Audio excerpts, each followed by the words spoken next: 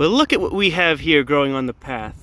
This is what I love about the early spring. So easy to identify some plants. I thought this was either a choke cherry or a black cherry, but in reality it's in the same genus, but it's not a cherry, it's a plum sapling, I think.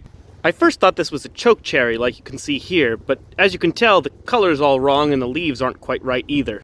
What I do know is it can't really stay here. One, it's on the path, and two, there's not really much room to grow in and around these roots, and this tree is not going anywhere anytime soon. Alright, the plum tree is transplanted now, and you'll notice it's a bit wilted.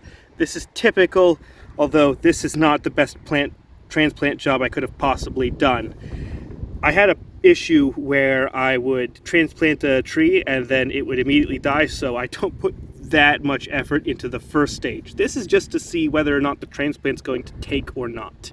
Unfortunately, I couldn't just dig under it. I had to pull it out by the roots, and that tends to damage the plant quite a bit.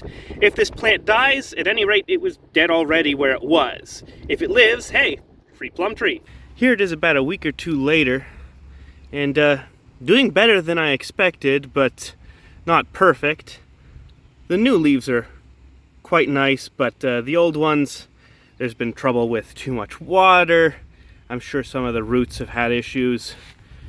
But it's alive, and I intend to keep it that way, so I'm going to bail some of this rainwater out. Unfortunately, this pot doesn't drain.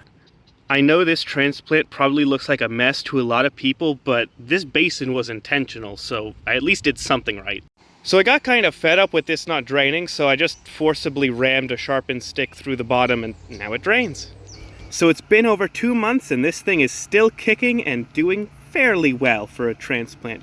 So I'm going to call this a success. There is still some issues with getting water to the upper leaves, but it's had that issue non-stop since I've had it transplanted, and it's been getting better over time. So I foresee this being less of an issue as the roots get more established. However, it is doing remarkably well in other ways. Some of the leaves, though small, are quite picture perfect, and it is creating new leaves, which suggests that it has energy to spare for new growth.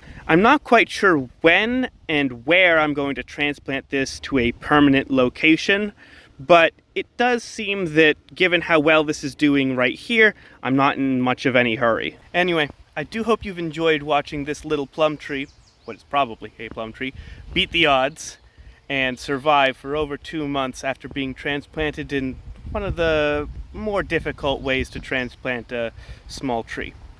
I do hope you've learned something, enjoyed, and as always, I wish you the best. Till next time.